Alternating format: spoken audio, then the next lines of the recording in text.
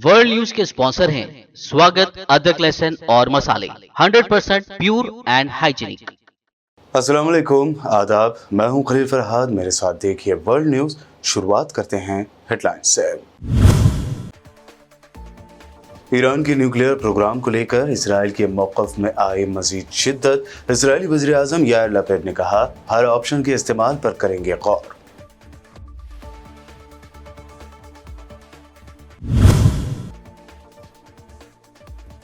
Syria पर Israeli हमलों का सिलसिला जारी। अब अहम शहर हलब के एयरपोर्ट को इसराइल ने बनाया बमबारी का निशाना। रनवे हो गया तबाह।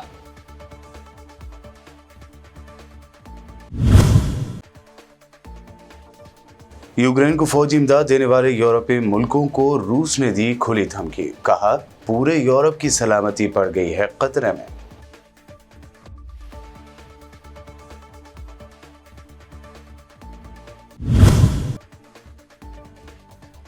राहुल गांधी ने कन्याकुमारी से शुरू की कांग्रेस पार्टी की भारत जोड़ो यात्रा। 150 दिनों की पैदल यात्रा में किया जाएगा 3570 किलोमीटर का सफर। कश्मीर में होगा इख्तिताम।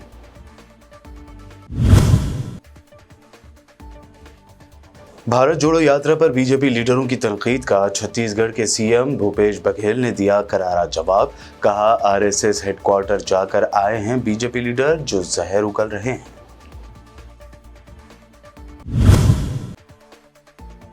और बंगाल से लेकर यूपी तक घोटालों की जांच पड़ताल करने सियासी लीडरों के घरों पर छापे। ममता बनर्जी के वजीर घटक के ठिकानों पर सीबीआई के रेड। कोयला स्मगलिंग का लगा है इल्जाम। ये थे हेडलाइंस। बढ़ते हैं खबरों की तफसील की जानिब। इसराइली वज़ीर आज़म यार लपेड ने कहा है कि ये जानना अभी क़ब्ल अज़ वक्त है कि आया इसराइल जौहरी मुआहदे को रोकने में वाकई कामयाब हुआ है या नहीं।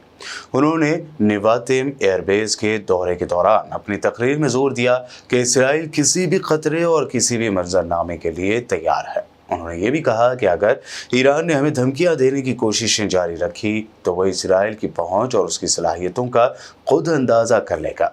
उन्होंने इस बात पर भी जोर दिया कि तेल अवीव दहशतगर्दी के खिलाफ और उसे नुकसान पहुंचाने वालों के खिलाफ तमाम महाजों पर काम जारी रखेगा। शाम के सरकारी ज़राए अबलाग ने बताया है कि मंगल की शब इसराइली फ़ौज ने शुमाली शहर हलब के हवाई अड्डे पर फ़िज़ाई हमला किया है, जिससे रनवे को नुकसान पहुंचा है। वो नाकारा हो गया है और उसके बाद वहां से परवाज़ें मुअत्तल कर दी गई हैं।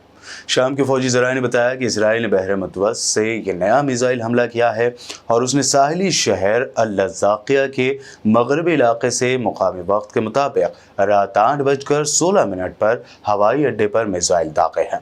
इसराइल का एक हफ्ते से भी कम अरसे में हलब पर यह दूसरा हमला है।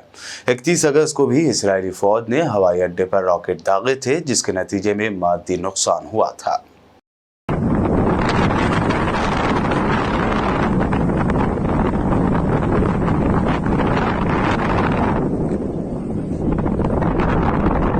रूस ने यूक्रेन को फौजी इमदाद फराहम करने वाले यूरोपीय मुल्कों को उसके नताइज के बारे में शदीद धमकी दी है। मॉस्को के मुताबिक रूसी वजारत दिफा ने एक बार फिर खबरदार किया है कि यूरोप यूक्रेन को फौजी इमदाद की फराहमी के नताइज पर बिल्कुल गौर नहीं कर रहा।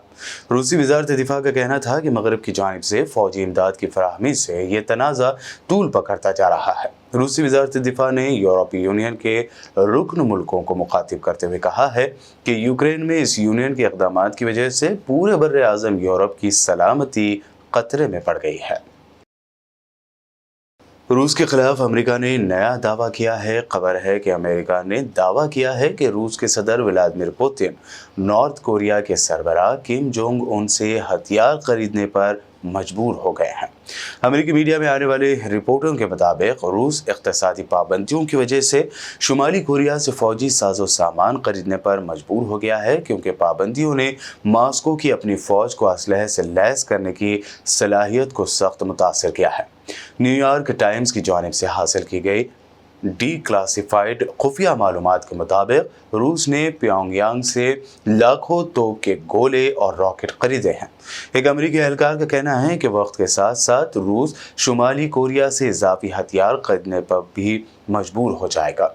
कुछ हलकों में आने वाली रिपोर्ट्स के मुताबिक पिछले हफ्ते मॉस्को को नए ईरानी ड्रोन्स का पहला ऑर्डर भी मौसूल हुआ।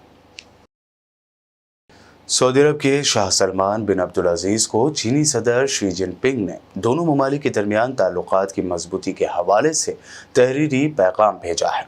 सऊदी अरब की वजारत ख़ारजा के ट्विटर अकाउंट पर जारी करदा बयान के मुताबिक नायब वज़ीर ख़ारजा वलीद अल हरीजी ने चीन के सफ़ीर चेन वेकिंग से मुलाकात की। मुलाकात के दौरान दोनों दोस्त ममालिक के दरमियान ताल्लुकात और मुख्तलिफ शोबों में इन ताल्लुकात को फ़रोग़ देने के तरीक़ों के साथ साथ मुश्तरका अहमियत के उमूर पर तबादला ख्याल किया गया।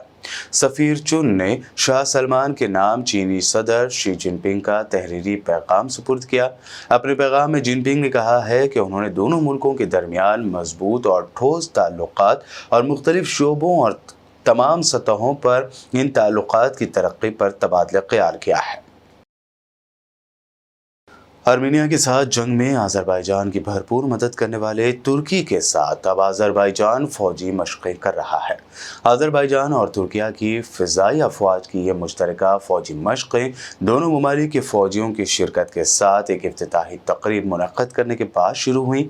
आज़रबाईजान की वज़ारत दिफ़ा का कहना है कि तुर्क फ़िज़ाई के फ़ौजी अहलकार तोराज़ करताली 2022 आज़रबाईजान में मुश्तरका फ़्लाइट टैक्टिकल मशक़ों में हिस्सा लेंगे। उनका मज़ीद कहना था कि दोनों ममालिक की फ़िज़ाई अफ़वाज की मुश्तरका सरगर्मियों की मनसूबाबंदी तामिल और जंगी इंटर ऑपरेबिलिटी के मुताले के साथ साथ तलाश और बचाव की मशक़ों में शामिल होंगे। तुर्क वज़ारत दिफ़ा के मुताबिक ये मशक़ें 16 सितंबर तक जारी रहेंगी।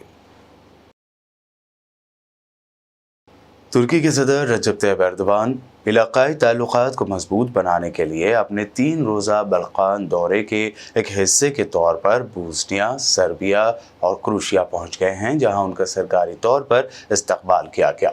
सदर एर्दोगान बोस्निया, सर्बिया, क्रोशिया की 3 रुकनी सदारती कौंसिल के साथ 1-on-1 और बैन वफूद की मुलाकातें कर रहे हैं। सदर एर्दोगान बादज़ा ऐवान नुमाइंदगान और पार्लिमानी असम्बली के ऐवान के अरकान से भी मुलाकात करेंगे, जो मुल्क के आला तरीन कानून साज अदारे हैं। वो 2003 में इंतकाल कर जाने वाले मुल्क के पहले बोस्नियाई सदर अलीजा की कब्र पर भी जाएंगे। तवक्को है कि तुर्क रहनुमा एक कारोबारी फोरम में भी शिरकत करेंगे और इस्लामी union of Bosnia, Serbia, Croatia की नई इमारत का दौरा करेंगे। दुनिया में तेल और एनर्जी की बढ़ती कीमतों ने यूरोपीय अवाम का जीना दोभर कर दिया है और अब फ्रांसीसी अवाम सड़कों पर बाहर निकलकर अपने सदर मैक्रोन की हुकूमत के खिलाफ नारेबाजी करने लगे हैं। अवाम ने मुल्क में गुर्बत और हालात की खराबी का जिम्मेदार उन्हें करार दिया है। एहतजाज में शामिल हज़ारों अफराद ने गुर्बत और महंगाई की वजह तुम हो जैसे नारे फ्रांसीसी सदर मैक्रोन के खिलाफ लगाए हैं। Macron, destitution! Macron, Macron, destitution! Macron, Macron, destitution! Britain में खबरों का सिलसिला लगातार यूं ही जारी रहेगा। फिलहाल रुकते हैं एक छोटे से ब्रेक के लिए।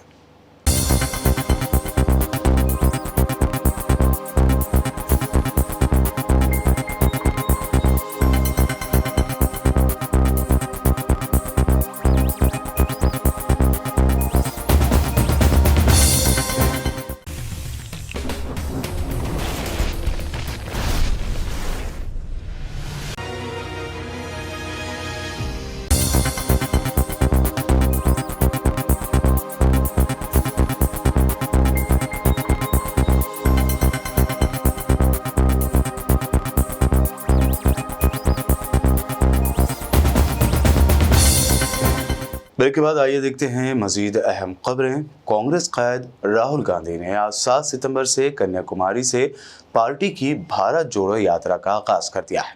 इससे पहले वो तमिलनाडु के श्री पेरम्बदूरू में अपने वालिद और साबिक वज़ीर आज़म राजीव गांधी की यादगार पर गए थे। राहुल गांधी की भारत जोड़ो यात्रा 12 रियासतों और 2 मरकज़ के ज़ेरे इंतज़ाम रियासतों से गुजरेगी। करीब 150 दिनों की इस पद यात्रा में 3,570 किलोमीटर का सफर तय किया जाएगा। यह यात्रा कन्याकुमारी से शुरू होकर कश्मीर में खत्म होगी। कांग्रेस लीडर राहुल गांधी भारत जोड़ो यात्रा के दौरान कंटेनर कैबिन में सोएंगे और टेंट में खाना खाएंगे। राहुल गांधी की जानिब से निकाली जा रही भारत जोड़ो यात्रा को लेकर बीजेपी लीडरों के तेज हमले जारी है। अब नरोत्तम मिश्रा ने फिर इस मामले में टुकड़े टुकड़े गैंग का राग गलापा है। अब कितना अजीब विषय है और शब्द पे आपत्ति इसलिए है कि वो व्यक्ति जो भारत तेरे टुकड़े होंगे इंशाअल्लाह इंशाअल्लाह, टुकड़े टुकड़े गैंग के पास नारे लगने के बाद सबसे पहले पहुंचा था, वो भारत जोड़ो यात्रा निकाल रहा है। आज तक स्पष्ट नहीं कर पाए कि भारत टूटा कहाँ से है। टूट कांग्रेस रही है, जोड़ भारत को रहा है। वर्तमान में सर्वाधिक स्वर्णिम युग है हमारे भारत का कि वैश्विक नेतृत्व हमारे यहाँ पर माननीय मोदी जी का है, जो उभर रहा है। रूस और यूक्रेन के युद्ध में हमारे तिरंगे की शान विश्व ने देखी। तिरंगा जिस गाड़ी पर लगा था उस गाड़ी को दोनों देश की सेनाएं नहीं रोक पाती थी। आज विश्व का कोई ना कोई नेता रोज भारत आता है, ये भारत की शान है। वहाँ आप जोड़ो यात्रा निकाल रहे हो, इनको अधिकार ही नहीं है जो टुकड़े टुकड़े गैंग का समर्थन करें। अभी वो किसी कांग्रेस के पद पे नहीं है, कांग्रेस निकाल रही है यात्रा, ये टुकड़े टुकड़े गैंग समर्थन दे रही है। आसाम के सीएम हेमंत बिस्वा शर्मा ने भी कहा है कि भारत 1947 में कांग्रेस के दौरान तकसीम हो गया था। अगर वो भारत जोड़ो यात्रा शुरू करना चाहते हैं यानी राहुल गांधी ये यात्रा शुरू करना चाहते हैं तो राहुल गांधी को पाकिस्तान में ऐसा करना चाहिए, ना कि भारत में। भारत में इस यात्रा को करने के क्या फायदे हैं? भारत जुड़ा हुआ है और एकजुट है। मैं राहुल गांधी को भारत जोड़ो यात्रा प्रोग्राम को पाकिस्तान ले जाने के लिए मशवरा देना चाहता हूं। कांग्रेस की भारत जोड़ो यात्रा को लेकर आसाम के सीएम के दिए गए बयान पर जवाबी हमला करते हुए छत्तीसगढ़ के वजीर आला भूपेश बघेल ने कहा है कि हेमंत बिस्वा शर्मा जहर उगल रहे हैं। उन्होंने जरूर आरएसएस ऑफिस का दौरा किया होगा और अखंड भारत का नक्शा भी देखा होगा। बीजेपी का कहना है कि मुसलमानों को पाकिस्तान भेजा जाए और उसे अखंड भारत में जम कर दिया जाए। उन्हें भेजने और बाद में मर्ज करने का क्या मतलब है? लगता है कि पूरे मुल्क में अपोजिशन पार्टियों के मिनिस्टर्स, बड़े लीडरों और अपोजिशन पार्टियों के हामियों के खिलाफ मरकजी एजेंसियों ने मोर्चा खोल रखा है। आज मुल्क भर के मुतादिद मुकामात पर सीबीआई और ईडी के छापे मारे जा रहे हैं। ऐसा ही एक छापा ममता के वजीर के ठिकानों पर भी किया गया है। सीबीआई ने आसनसोल में ईस्टर्न कोलफील्ड लिमिटेड के खदानों से मुबैना तौर पर कोयला स्मगलिंग के मामले में मगरबी बंगाल के लॉ मिनिस्टर मलाय घटक के ठिकानों पर छापे मारे हैं। अहदेदारों ने ये जानकारी देते हुए बताया है कि छापे कुल 6 मकामात पर मारे जा रहे हैं। सीबीआई अहदेदार ने बताया कि ममता के वजीर घटक का नाम कोयला स्मगलिंग मामले में सामने आया है। हमें ये जानने की ज़रूरत है कि इसमें घटक का क्या रोल रहा है। आम आदमी पार्टी लीडर संजय सिंह ने प्रेस कॉन्फ्रेंस करते हुए दावा किया कि सारी कोशिशें करने के बावजूद सीबीआई को जब मनीष सिसोदिया के पास से कुछ नहीं मिला तो पीएम मोदी ने सीबीआई को खूब डांट लगाई है। हमारे देश के आदरणीय प्रधानमंत्री जी भारतीय जनता पार्टी की बेइज्जती से काफी आहत हैं, दुखी हैं कि सिर से लेकर पांव तक जोर लगा लिया, सीबीआई छोड़ दी, छापेमारी करवा ली, 14 घंटे तक मनीष सिसोदिया जी के घर पर सब कुछ खोद डाला, निकला कुछ नहीं। खोदा पहाड़, निकली चूहिया वाली हालत हो गई। उसके बाद लाकर चेक करने चले गए, कहने लगे लाकर भी चेक करेंगे। वहां से भी झुंझुना लेकर वापस लौट के आ गए। तो सीबीआई को जब कुछ नहीं मिला तो सीबीआई को मोदी जी ने बहुत जबरदस्त डांट लगाई। बोले अरे तुमने तो क्लीन चिट दे दिया, कुछ निकला ही नहीं मनीष सिसोदिया के घर, ऐसे कैसे काम चलेगा, ऐसे कैसे हमारा प्रोपेगेंडा का प्रचार, कैसे हमारा झूठा प्रचार चलेगा। तो अब ईडी लगाओ। और मनीष सिसोदिया के घर कुछ नहीं मिला, ठीक है, पूरे देश भर में छापेमारी करो, कुछ भी करो, कहीं से भी कुछ निकालो और उसको मनीष सिसोदिया से जोड़ दो। ईडी को साफ तौर पर नरेंद्र मोदी जी ने कहा है, पूरे देश में छापेमारी करके कुछ भी निकालो, जो भी सोना संपत्ति किसी के भी घर से मिले उसको शाम को टीवी चैनल पे खबर चलवानी है, मनीष सिसोदिया से उसको जोड़कर रखना है। मैं नरेंद्र मोदी जी से कहना चाहता हूं, इस प्रकार की कारगुजारियां बंद कर दीजिए। पूरे देश के सामने आपका चेहरा बेनकाब हो चुका है, पूरे देश के सामने आपकी पार्टी का दोहरा चेहरा बेनकाब हो चुका है।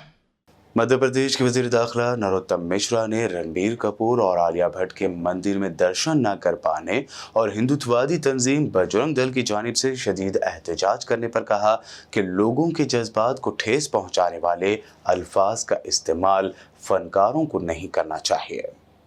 घटना है, आलिया और रणवीर जो है वो महाकाल के दर्शन नहीं कर पाए हैं और उसे लेकर विवाद की स्थिति बनी है। हंगामा हुआ मंदिर के बाहर। कांग्रेस ये भी कह रही है कि प्रदेश की छवि खराब कर रहे हैं बजरंग दल के लोग और सरकार उन पर कार्रवाई नहीं कर रही है। देखिए, प्रदर्शन होना किसी विषय का ये अलग विषय है। दर्शन के लिए कोई रोक नहीं थी, उनके साथ के लोग सभी, आयान मुखर्जी से लेके बाकी लोग सबने दर्शन किए, वहाँ पूरी व्यवस्था थी, व्यवस्था की गई थी। इनसे भी आग्रह किया गया था कि ये चलें।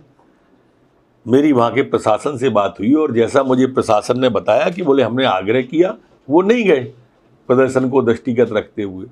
और ऐसा शाब्दिक शब्द का प्रयोग भी जो कलाकार हैं उन्हें नहीं करना चाहिए जिससे लोगों की भावना आहत हो। और अब आखिर में हेडलाइंस पर एक और नजर। ईरान के न्यूक्लियर प्रोग्राम को लेकर इसराइल के मौक़िफ़ में आई मज़ीद शिद्दत। इजरायली वज़ीर आज़म यार लपेड ने कहा, हर ऑप्शन के इस्तेमाल पर करेंगे गौर।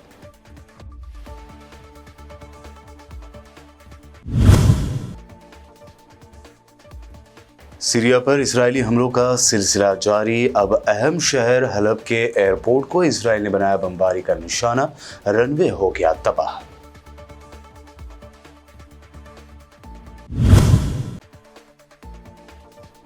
यूक्रेन को फौजी इमदाद देने वाले यूरोपीय मुल्कों को रूस ने दी खुली धमकी, कहा पूरे यूरोप की सलामती पड़ गई है खतरे में।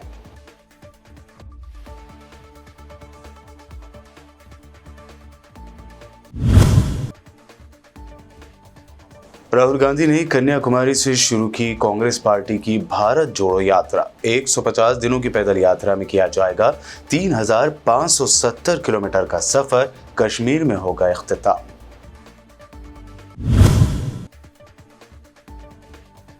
भारत जोड़ो यात्रा पर बीजेपी लीडरों की तनकीद का छत्तीसगढ़ के सीएम भूपेश बघेल ने दिया करारा जवाब, कहा आरएसएस हेडक्वार्टर जाकर आए हैं बीजेपी लीडर जो जहर उगल रहे हैं।